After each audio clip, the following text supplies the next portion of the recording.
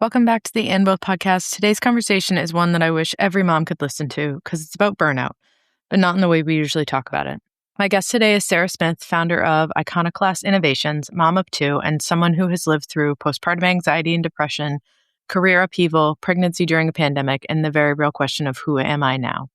In this episode, Sarah and I talk about what happens when burnout isn't a breaking point, but a turning point. We talk about rebuilding identity after motherhood, the long and nonlinear road through maternal mental health, and what it looks like to choose yourself and your family, even when it's messy. This isn't a do these 5 things and you'll be fine episode. It's a conversation about asking for help, doing hard things imperfectly, and realizing that burnout doesn't mean you're failing. It usually means something to change.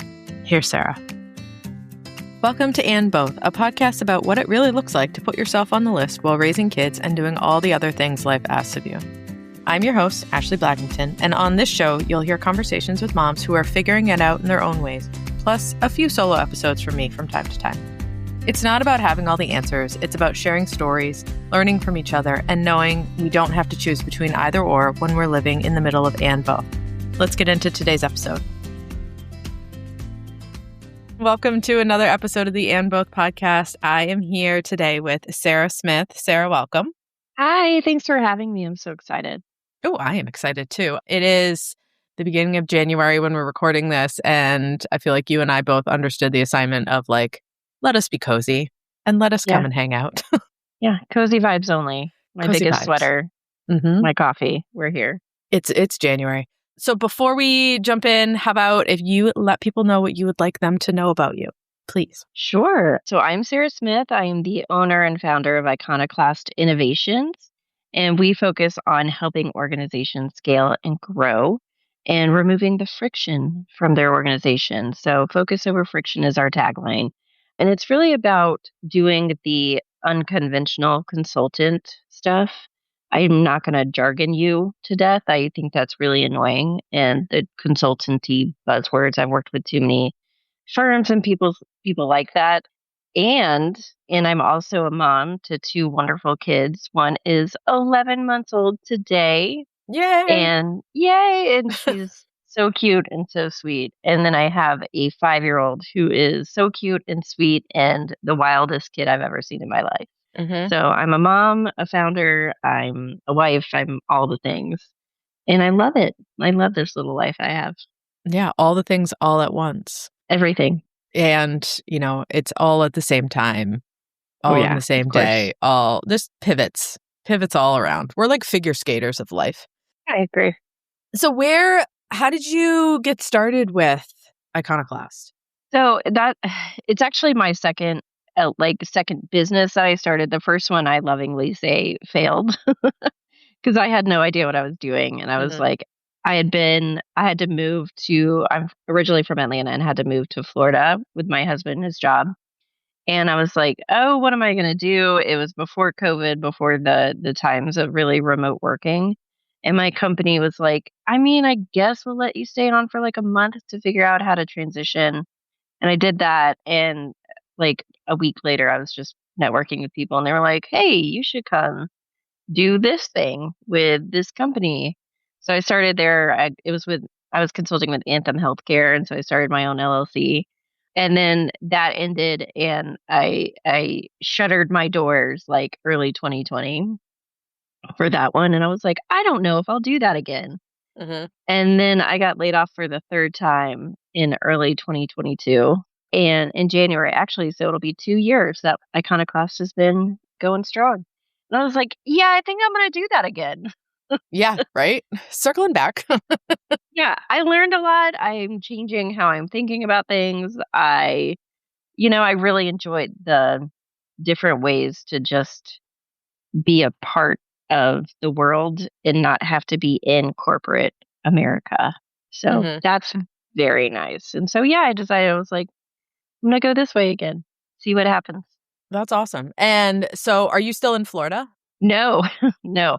So that's funny. So 2020, of course, we had a little thing called COVID and it was, just small, very small. Just a touch. I don't know if you've heard of it.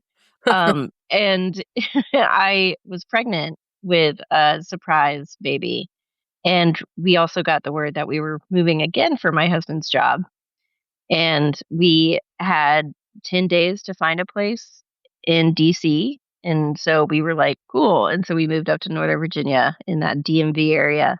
Hmm. And yeah, I was very pregnant and, the end times were nigh. And yeah, it was just a very uncalming pregnancy influence for that. And then we had to move in September of 2020. Oh my gosh, that is a lot. Yeah. That's a lot of hmm packing and shifting and figuring it out. Yeah, I don't recommend it to move and be pregnant. To not even like move down the street, but to move uh, basically to the middle of the country from the very bottom. Hmm. I don't recommend doing that in a pandemic, nor when you are that pregnant. Yeah. Yeah. Seriously. It's so funny because I think about that stuff now in terms of like, it's not funny, haha, but it's funny, like, what were we thinking? So many things that now are just normal. It's sort of like, I'll work from here or I can phone in or whatever. It's like, how did we exist in a time where we had all of the technology? Because really, the technology hasn't changed. We just use it more now to do that same thing. I still, every once in a while, I'm like, what? How would my job look? Like, I work for myself too. So, how would my job Yeah, look if I had to, if I couldn't be on video, if I had to hire a team of people that were down the street, if I went into an office in a building, oh, I know. I've done some of that too. Like with this role, like I've worked with clients, I've had to travel, I've had to, go into DC, which is its own special nightmare. hmm, And I was pregnant again for some of that. And coming from Northern Virginia, at 22 weeks, I called it. I was like, I'm sorry, I'm not coming back into your offices because it's yeah, a hell of a train ride and a walk for me. yeah. Well, So and it's all changed now. Like before, you just sort of, that was the thing that you had to do.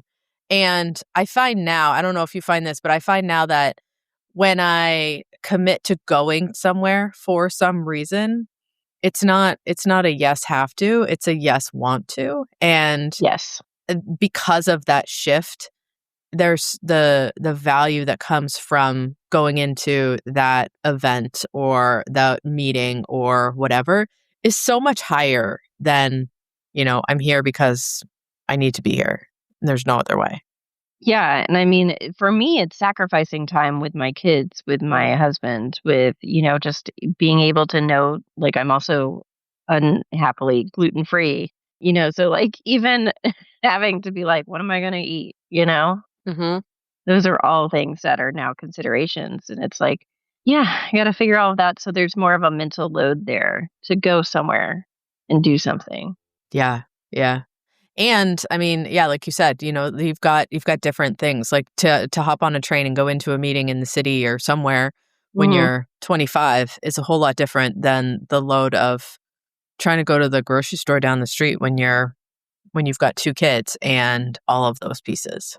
Yeah. And I mean, when I had my first baby and we were he was firmly a COVID baby. We were that couple that we made fun of at the beginning of COVID of like, everybody's going to have a baby, not us. And then it was us. Because my husband and I traveled so much before COVID, we were like even talking about freezing my eggs. We were not about to have a family, and we were like, "Gosh, it's so soon." I was like approaching my mid 30s, you Hmm. know, and it was just really funny when COVID shut down. It was like, "Oh, okay, this is a new dynamic of us actually being home."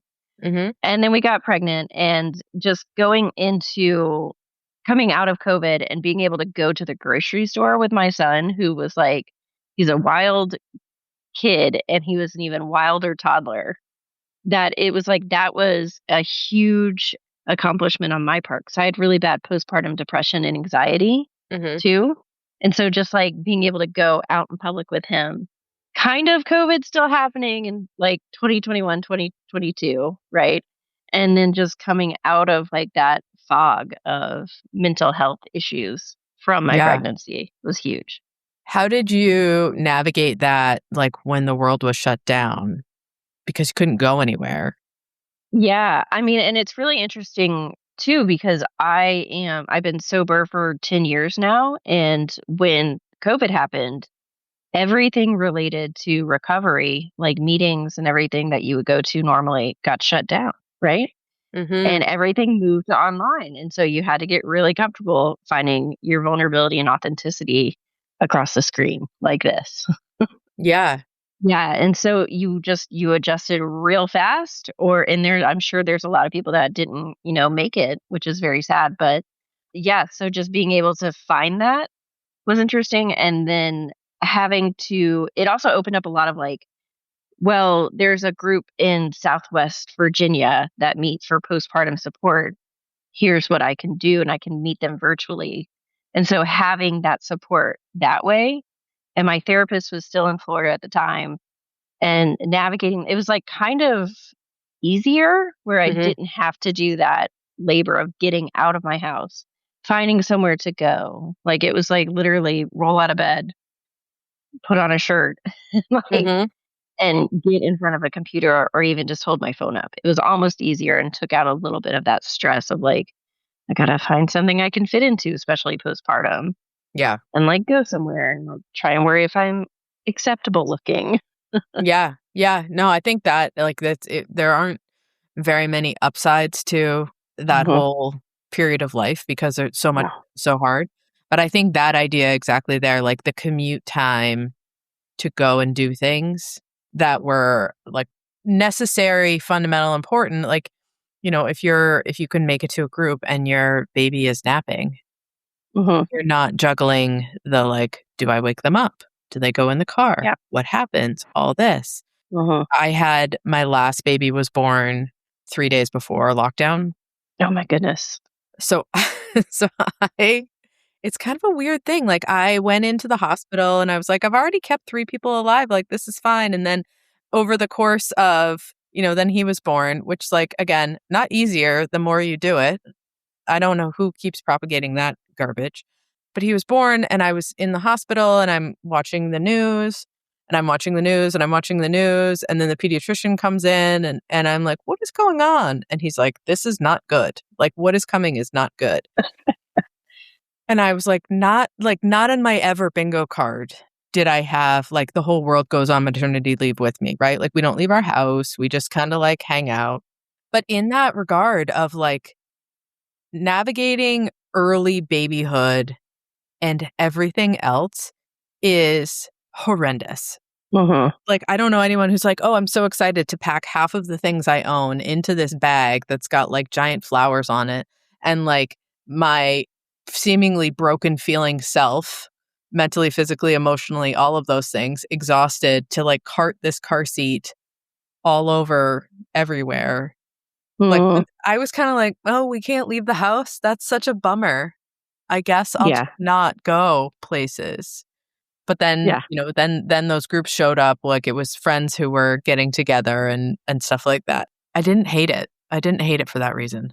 Yeah. I mean, I had like a couple of virtual baby showers, which I kind of was like, this sucks. I really wanted Yeah. like an in-person one where I got showered. But then being like, can't come see the baby, COVID times. Mhm. Because like I was a little bit feral with my first, and I was like, you come near me, I'll stab you. You know, I like all I wanted was like my little trio, and Yeah. and I probably should have known like that was an early warning sign of like my insanity coming. Mm, Because it was like I've never felt like that in my life, but it was like I wanted to bark at anybody who came near me they weren't my husband. It was crazy. yeah. I mean, yes. It's that stuff is I think too like the transition. So, I have 4 kids. People are Yeah. always like, "Oh my god, that's so many kids and how do you do this all this stuff?" Hmm. The hardest transition is 0 to 1. I will I will Yeah. fall on my sword for that, no problem. The Yeah. hardest transition is 0 to 1 because you have no idea, right? Like, you have no idea None.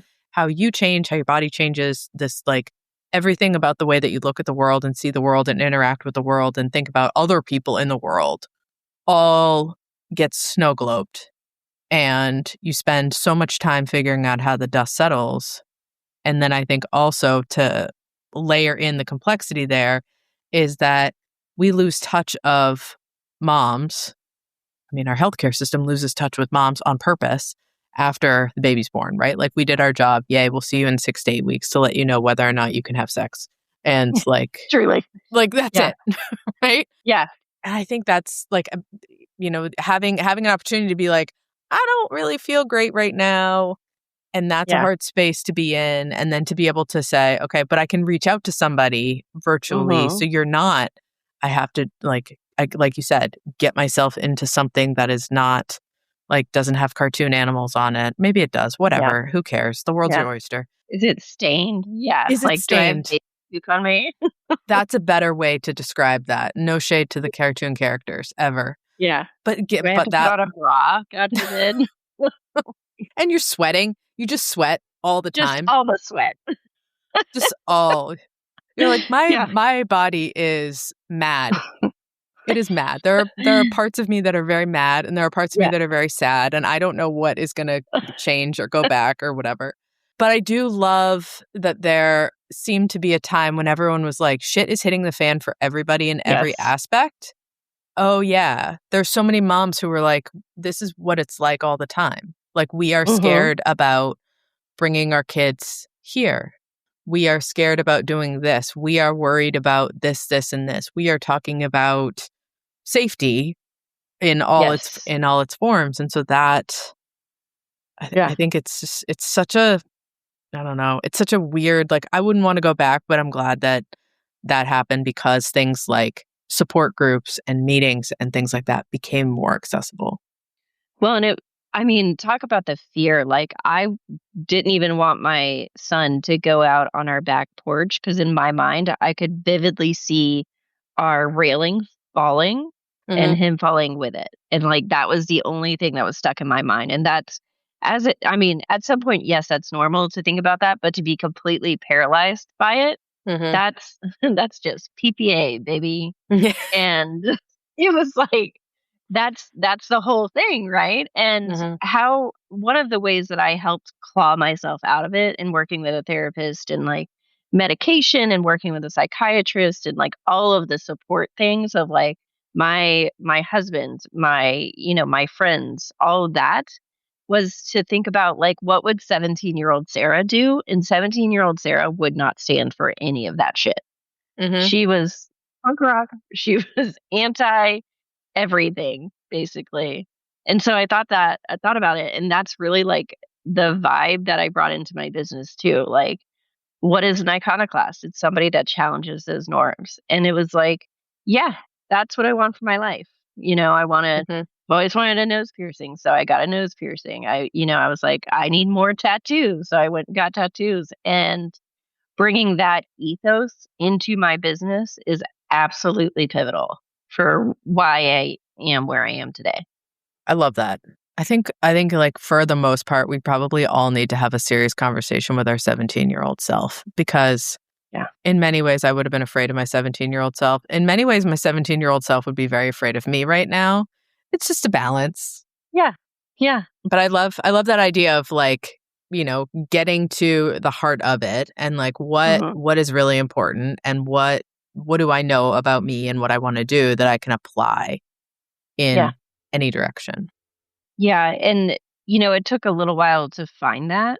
Mhm. And thankfully, I have a very supportive husband who's, we were polar opposites in high school. So, like, I don't know if his high school self would be vibing with my high school self, but yeah, thankfully he was like, yeah, do you. That's great. you know, and it's just that very much like transforming into what kind of mom am I going to be? And how am I going to be not just mom was pivotal for me. Yes. Say more about that because I feel like there's always whether or not it's like this outward conversation that you have or this like thinking, ruminating on kind of piece, like there is that like how do I keep me in the middle of the swirl? Yeah, and that was one of the hardest things because like I said, my firstborn was very much a surprise.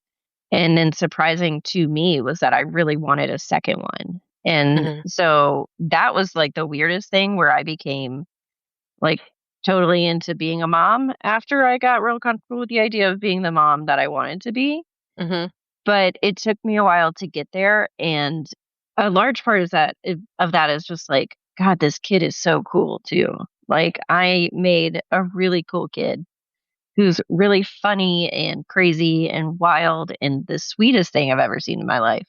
Mm-hmm. But, getting to that point was like, who the hell am I? And why why am I needed? That was part of the conversations that were going on in my head, which was like, I'd see my husband and my son together playing, and I was like, they don't even need me. Like, but that's, of course, the PPD, PPA talking of like, you don't need to be here. You're really superfluous. That's not true. And so when I talk about it with other people, and that's why I'm so open about it, Mm-hmm. because it's so important for people to know like this too will pass. And even though it may pass like a kidney stone, it's going to pass. Things change all the time.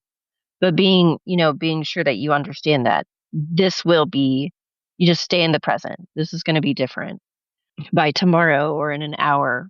But that's part of like the 17-year-old Sarah of like, who do I want to be? Who Mm-hmm. would she have thought I was? And what do I actually want? Having those conversations with myself, with my husband, with my therapist, with pretty much anybody that would listen to me, my best friend, of like, why can't I be everything that I want to be and mom? Mm-hmm. Yeah, and why can't I be everything not at the same moment, but in the same Hmm. at the same time? And also, like, nothing that you've mentioned so far has anything to do with taking in shoulds and all of that other stuff from the outside, which I love because I think that there's often a time when we don't know, like becoming a parent is very decentering, right? Like your whole world changes. And so then there's this idea of like, I don't know how to do this the right way, or I want to do this the right way, or I want to be the right kind of parent. And then you start doing research and, you can end up in the wrong side of things like social media and stuff like that. But the fact that like this all came from within and started with you and stayed with you, and that was the through line in all of this, I think is really remarkable. Well, and I mean, I see social media. I see people I know. I have two sisters and a brother, and they all had kids like way before I did. And I was like the late bloomer in my family for kids. Like my grandmother used to tell people, "Oh, she's just taking her time," and I'm like, "I'm only 30." But that's also Hmm. like something that happens in the South is like a lot of people in the American South that people will get married earlier and have kids earlier. Right. So it's like a younger population. I think in the North, it's like people generally will get married later and have kids later in their life. And that's like a sweeping generalization, right? Hmm. But I think it's one that's like holds true. And so for me and my husband, we were like, we really like what we're doing. We want to like hold off a little bit. And then boom, it happened. And so that threw me for a huge tailspin. And I was like seeing all these Instagram moms. I got really into like researching about why breast is best. It took me a while to get out of that because I could not breastfeed my son. Like I Hmm. could not, I made like zero milk hardly. And so at 6 weeks, I gave up. And so I had a lot of like blows like that. Like I didn't have the birth experience I wanted. And so finally getting out of that, somebody called it shooting all over yourself. Hmm. Getting out of that was like, I had to be really intentional about that and really intentional about the thoughts that I let into my universe because it was so something about that. Like you said, it's like really decentering of yourself, Hmm. of becoming a mom. Even if you're totally into it and you want to be a mom and you wanted to be a mom forever, it's very destabilizing where it's like, okay, I have to do this all over again. Yeah. Yeah. And and there's just this overwhelming, like, I have to do it the right way.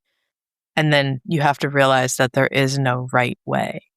And Yeah. that, like, I mean, you've rolled the dice a few times, as I call the Hmm. multiple children. They're different, right? Like Yeah. your second is not the same as your first. The things that you like, I've got one kid who it was like, would you like to do this or would you like to do this? And they were like, option 3. And I was like, this is a 2-part menu. And they were like, I will take option 3, or like it's all it's a roll of the dice. You get completely different Yeah. humans. And so you can't There is no one size fits all parent for one size fits all children. No, and tell me about it. My daughter is just she's happy to be there. She doesn't want to move really. She's just chilling. She loves her brother. She loves her daddy. I'm like usually third on the list. Mm-hmm. She's like, you'll do in a pinch, I guess. She's just like, she learned how to clap and that's like where she's staying, you know? I She's like, love this it. is all I need. I just want to eat food, drink milk, hang out with my dad and my brother. You can be there too, Mom.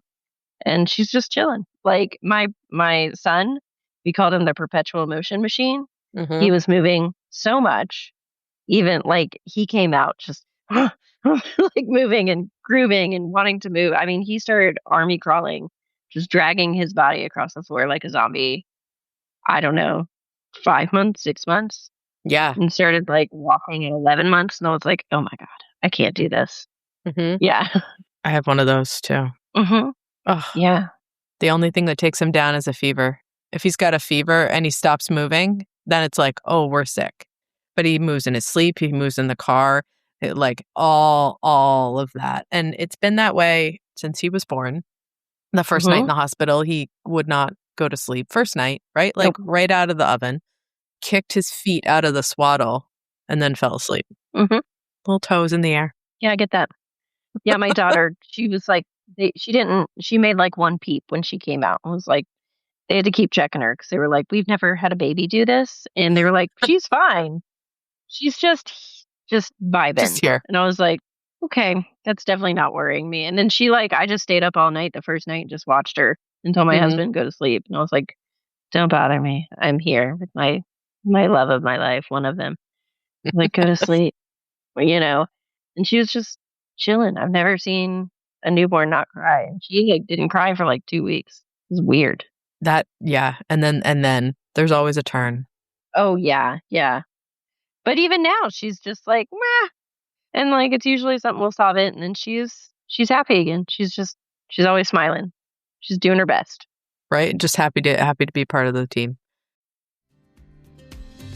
Hey, it's Ashley. When I started my business, my first business, it felt like I had two options: figure it out on my own or pay a high ticket price for a coach, and there was nothing in between.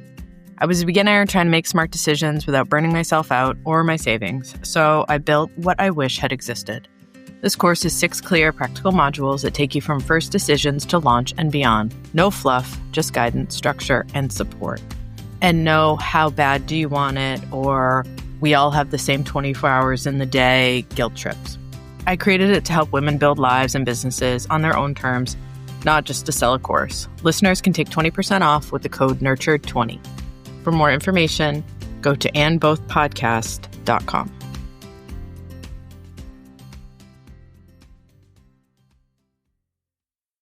So you said that Iconoclast is 2 years old now, and she's 11 months. So that means that if my math is mathing here, you were doing lots of things at once, trying to keep the toddler from like impaling himself on everything, like early pregnant, business building. How was that whole experience?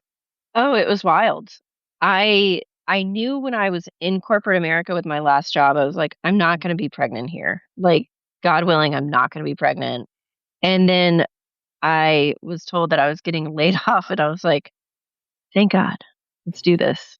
You know, and it took my husband some convincing for the second one, because I was like, it's going to be different. The thing that stuck with me the most, my brother-in-law was like, every baby is different. Every pregnancy is different. If you decide to have another one. And I was like, that's great. And I guess my husband didn't hear that little pep talk that happened several years ago. So yeah, I was like, let's have another baby. And he was like, I'd rather not. I was like, well, let's do it. And so it took a lot of convincing on his part. Like, let's just do it. And when he finally said yes, and I think I'd been in business for like 6 months, and was like, all right, let's get after it, you know? And we did. And I got pregnant pretty soon. You know, I was working with a client full time. I was doing leadership coaching on the side. And when my daughter got here, I was like sending invoices the day, like right before we went to the hospital, and wrapping up an engagement. Because I was like, all right, well, I'm out of here. She's coming. my husband's like, "What are you doing? We have to go to the hospital." And I was like, "I just got to get these in. It'll be fine." Mm-hmm. And he's like running around packing because she came a little early. And he was like, "Can you get off the computer?" I was like, "Okay, 1 second. Got to send this." And I was like, "Ow, ow, ow, contractions, you know?" Yeah. So that's like a very funny story of like, yeah, just 3 o'clock. We're about to go to the hospital and I'm still working. Mm-hmm. But I think too, like in that, like there's a lot of people that like take that something like that and they're like, see, this is what's wrong, or see, this is what's right. But the idea is like you're doing this job for yourself in that regard. Yes. We're talking about you can go down the rabbit hole of like childcare and Mm. maternity leave and all of those things. That is I feel like that's a whole platform all on its own. Yeah. Yeah. I think that when you get into that space of like, you're doing this for you and you have the Hmm. control over your time to a certain degree, Yeah. then it's not the like, I'm propped up in the hospital on my laptop because my boss won't give me the time off. It's like, I know that I need to get all of these things buttoned up so that I can put a pin here and I can Yeah. move to here. It's such a different way It is. of looking at the same thing. Like, I mean, if I was in corporate America and doing that, I'd be like, this is terrible and they're so mean. And I'm like, this is hilarious, you know? Uh, so it's a completely different thing. And I love the fact that like I have my own choose my adventure Hmm. and I can experiment and do what I want basically within reason. And I'm building something that is meaningful to me. It's meaningful to the people I work with. I'm building relationships with people that I truly want to continue working with. The other part is that I'm solving problems and creating value. Yeah. Those are really the only three things that I care to do Hmm. in this life with my professional work, you know? And I get to do it every day, which Hmm. is I mean, who gets to say that? Yeah. And it's the idea of, like you said earlier, like you are in control of Mhm. all of these factors versus Yeah. I have to go to this meeting. I mean, there is always the idea of like the benefits and all of that, but none of it is like you said, you've been laid off 3 times. None of this is forever. There is no No. 50-year gold watch, sheet cake. Great job. Thank you so much for everything. We couldn't have done it without you. Like that's just not the way of the world anymore. No, I mean, I remember in one of the jobs I had, somebody was like retiring. I don't know if they were retiring, but there was a party for this person being around for 40 years at the same company. I was like, that's nuts. I will never see that. And that's the other thing is like, when you're trying to land a job, a full-time job, yes, there's in theory stability, but that was the other part is like I felt like there was more stability by going out on my own Yeah. in today's world, which is kind of insane. Yeah. I mean, hanging your own shingle is the risks. I feel like now, like, yes, the company could fail. Yes, this doesn't work. Yes, it doesn't launch, all of that stuff.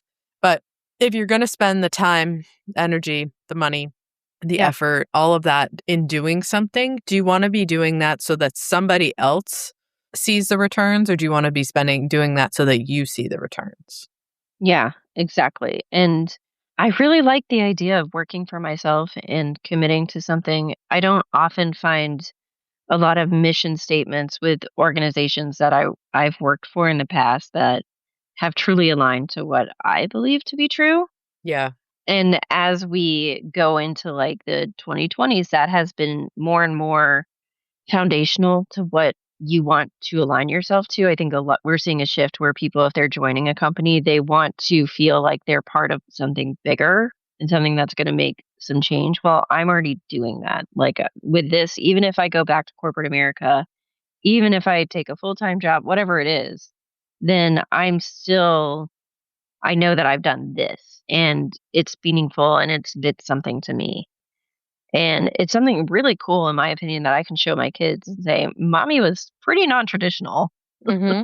Yeah. in a multitude of ways.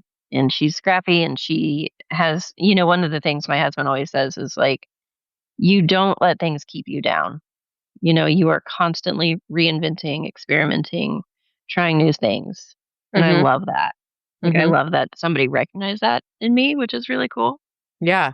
Yeah, and supports it, it's like Yeah. you're not in the space of like, "Well, why don't you just do what everyone else is doing," right? Like, "This is successful here, just do the same, Mhm.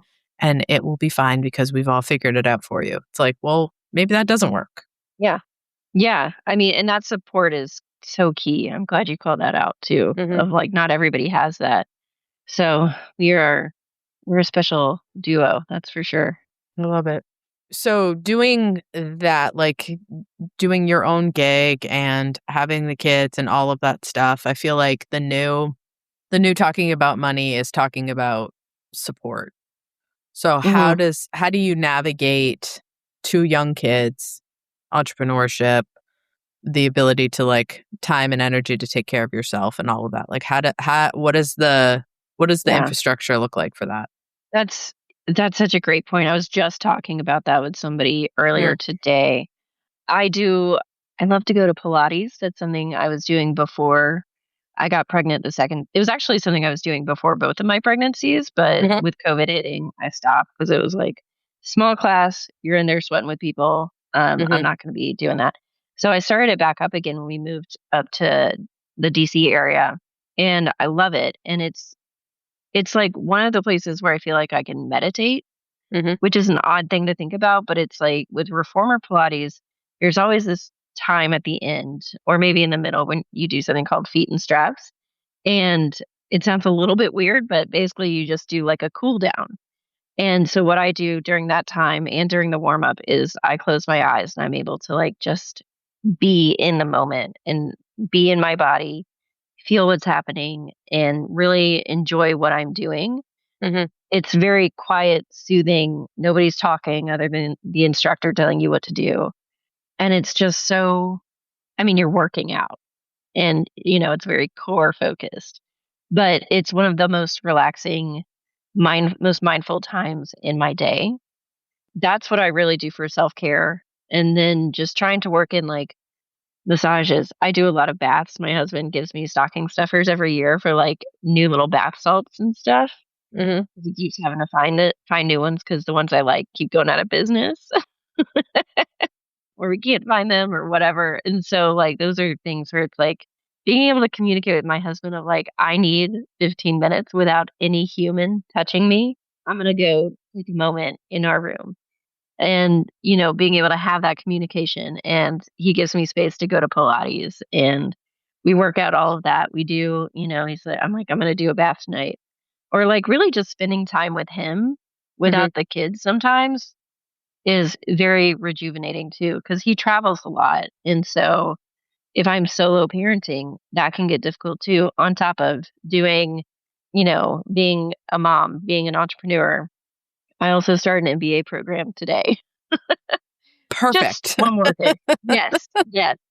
Like planning on when we go back to Atlanta to see our families, all of those things that we have to do. It's just being with him is very helpful too from like a self-care perspective. Mhm. Yeah, yeah.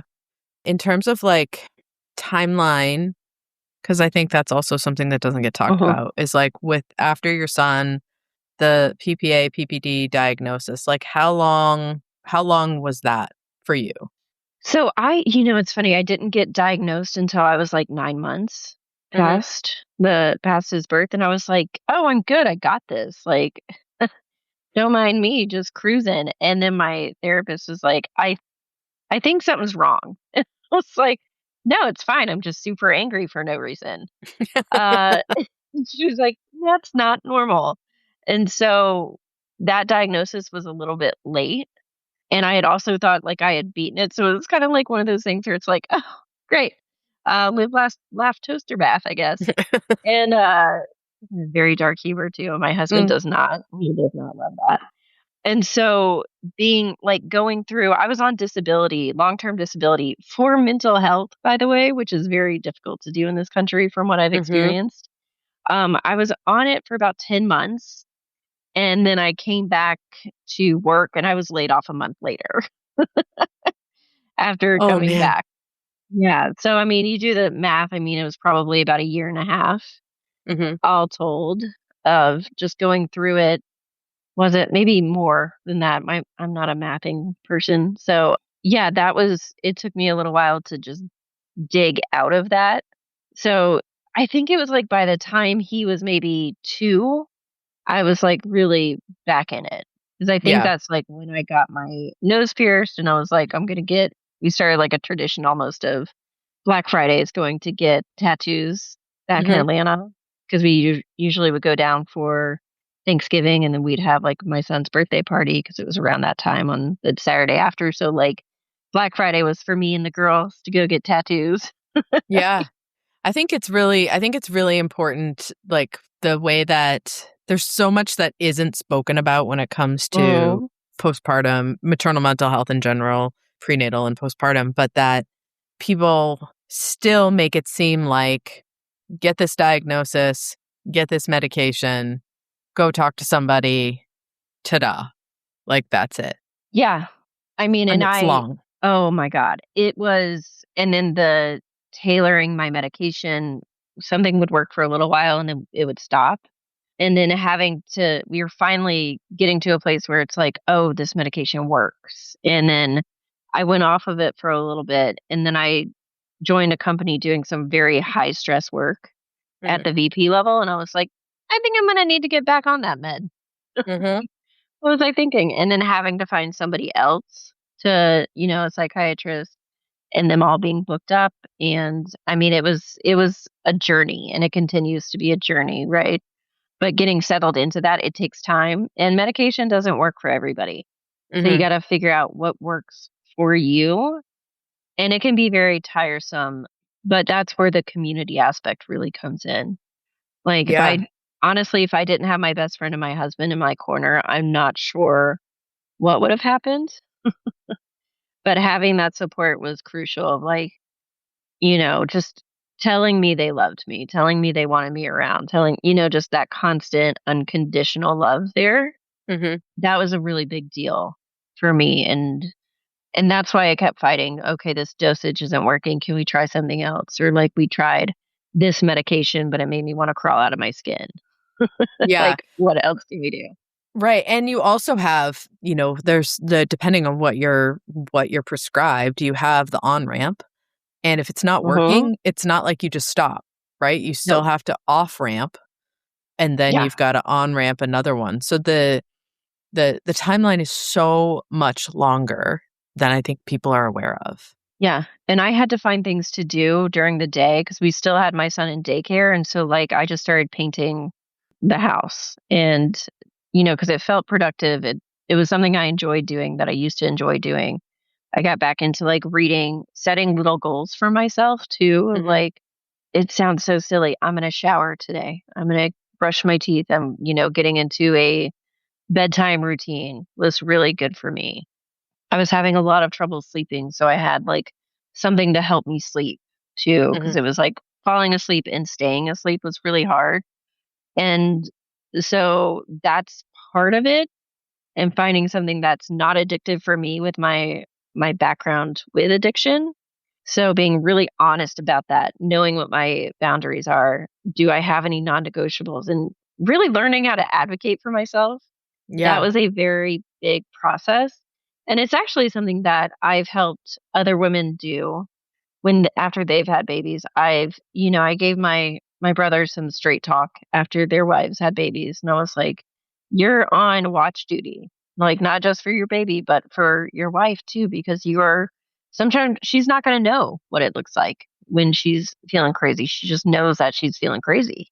And Hmm. so what your role is to be there for her and make suggestions. And if you need those suggestions, you come to me. They're Hmm. my baby brothers. And so I was like, I know that this can be uncomfortable, but I'm here because you wouldn't have this life without your wife, quite Yeah. honestly. Yeah. So you got to take care of her. So given the fact that this was your experience with baby number one, what impact did that have on baby number two? Because like you said, he Ugh, was born and you wanted to have another one. And then there's that, like, because this is a individually experienced thing. However, it is experienced within a community of the people around you. Yeah. And how do you get from there to like, this is what happened last time. How do we think? How do we plan? What do we do going forward? Oh, yeah. I mean, this time was so different. I mean, after I had my son, I was like, we were both on, my husband and I were both like, we are adamant we're a one kid house. And it was like that for a solid year, year and a half, maybe two. Mhm. And then he got to about two, and they start losing all their baby fat at like that age, and like they start talking, and like they're walking better, and they're not as you know as fat and chunky and cute like that. Like they become different cute. And I was like, this kid is so awesome, and I feel like this awesome kid needs another kid because he has so much love to give. Mhm. It's impossible for only us to experience this. And then I was like, I love babies so much. And it was weird because it was like almost an invasive thought of like, I want another baby. Even though I was like, we're never having another baby. We've given away everything. I'll never do it again. It took my husband, he doesn't have the forgetter that I do. Yeah. Like he was there for all of it. Like the induction, the water breaking and then having to go to that 24-hour mark where my water is broken. They had to do an emergency C-section. The constant crying, the we don't know what we're doing, all of it, the sleepless. He was like, we're not doing that again. I can't do it again. And somehow I got him on board. I don't know how still. And he, we got to that point where it's like, yeah, we want to have another kid. And we talked about what's going to be different this time. And I told him, I was like, we're not going to have a baby during COVID. We're not going to be moving across the country. We know semi what to expect. It's not going to be, oh, we're going to have this baby and it's just chaos. Like our son's getting older. He can kind of manage some of the things on his own, like getting dressed in the morning, right? And knowing like, okay, we can ask your parents to come up for a little bit when we have the baby and they'll help, and knowing what that looks like and knowing, okay, I've got a therapist, I'm medicated, I have a community, I know even more how to advocate for myself. Like, we got this, we can do this. And saying, just know that it's not going to be perfect and getting in the mess and being okay with it. That was the really important part. And I think me being so grounded really helped him because he takes a lot of his cues from me. Mhm. And the only thing he wants in this life is to make me happy and like just be there and just like be with me and our kids. Like that's all he wants. Mhm. And so he's like, okay, let's do it. And then we got pregnant and it's been, it was a hard pregnancy, but it was also different because it was a girl. And boy, what they say about girl pregnancies being different. I was so sick. And that was even cute too. Like, because my son was there and he was like, "Oh, mommy's throwing up again." Like, yes. Yes, she is. Forever. Oh my gosh. Yes. Yeah. Yeah, I think that it's, that you can't underscore enough the importance of the community and the supports and all of that stuff. And Mhm. like, like I said, the 0 to 1, you have no idea. You have no idea who needs to be in the clubhouse, who doesn't need to be in the clubhouse, what to look for, what not to look for. Every pregnancy is different and things like that. So the fact Yeah. that I think that people do really get scared off when something happens, or there's, you experience complications before, during, after. You have postpartum depression, postpartum anxiety, Mhm. something like that is like, well, we just can't ever do that again. Yeah. Versus sometimes that's right. Sometimes it's like, this is a no-go, but not making a statement and being like, for the rest of time I will be Mhm. beholden to this one thing that I said at 3 o'clock in the morning when, like, the cat threw up and the dog threw up and the kid threw up, and then it's just like, wait a minute, no, no, no. We have to like level-headed decision making and knowing that we know who to call and how to support ourselves through this process. Yeah, and I mean even like gosh, when I was really in the PPA, PPD throes, my husband going out of town would induce a crazy panic attack. Yeah. So even like understanding like there's people I can call for that. And I think when he went out of town the first time with two kids, it was like barely a blip this time, which is crazy to even think Mhm. about compared to where I came from. Yeah, and having so much confidence in yourself, right? It's like I've already done, like I said, me in denial. I was like, Yeah. I've kept kids alive before. Like this is going to be fine. It's great. Yeah. Like Yeah. spoiler alert, there was a pandemic on its way, but I know it. Yeah. I mean, having four kids in a pandemic, in like one of them being a brand new baby, I cannot imagine. it was a ride. It was a total ride. Yeah. Cause all my siblings had kids in the pandemic. And I was like, I don't know how y'all made it Mhm. and worked. Yeah, yeah. Yeah, it's one of those like, like but my kids are like really close and I think that Mm. has something to do with it. Like they were, people were like, "Let's be a pod." And I was like, "A pod is 4. I already have a pod. Sorry." Got a pod and a half. We're fine. Yeah. So the future, like as things go, right? Like so you are building, have built in the Hmm. process of running a company that is aligned. Your Yeah. kids are, you know, getting older, which sounds really terrible because they're 5 and 11 months, but like they're Yeah. growing all the time. It's this Yeah. like terrible thing that they do, right? Like you feed them, Oh, you water them, you put them in the sun, they grow up and then they just like become more independent, which is wonderful and that's the yeah. whole point, but also breaks your heart day after day. Yeah. And somebody said, like, you want to miss that kid you had, but there's another really cool, really special kid taking their place all the time. Mhm. And, I mean, yeah, they're just growing and changing and they're so cool. And if I get another space quiz in the car, I might lose it. But, I just, they're crazy smart kids. They're sweet. They're empathetic. I don't know how I did so well. I Mhm. knocked it out of the park with these two. Yeah, So, that's awesome. So where do yeah. you see the Iconoclast, like where do you see all of that going and growing in the future, knowing that like right, like family life is Hmm. growing in that direction? Like where I hate asking the like 5-year plan, but like Yeah. where do you see it down the line? Yeah. I think it's embracing the chaos, Yeah. and just really understanding like I have ideas of how I want to grow and change and scale. And my learning development never changes. And that's part of why I wanted to get an MBA because I love education. I love learning and development.